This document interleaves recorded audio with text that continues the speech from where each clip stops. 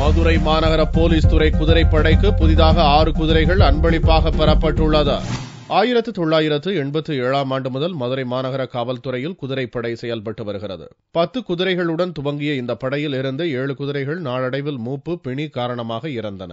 தற்போது உள்ள 3 குதிரைகளும் கடந்த 2004 ஆண்டு பார்லிமெண்ட் உறுப்பினர் ராமசாமியால் அன்பளிப்பாக வழங்கப்பட்டவையே. இதனிடையே மதுரை முத்தையா மன்றத்தில் நடந்த நிகழ்ச்சியில் ராஜா முத்தையா மன்ற அறங்காவலர் சேக்கப்ப செட்டியார் மாநகர காவல்துறையினரிடம் 6 புதிய குதிரைகளை அளித்தார். அன்பளிப்பாக பெறப்பட்டுள்ள இந்த குதிரைகளுடன் சேர்த்து தற்போது 9 குதிரைகள் உள்ளதாகவும், போக்குவரத்து மற்றும் கூட்ட நெரிசலை தவிர்க்கும் பணிகளில் இந்த குதிரைகள் ஈடுபடுத்தப்படும் என்றும் கமிஷனர் பாலசுப்ரமணியம் தெரிவித்தார்.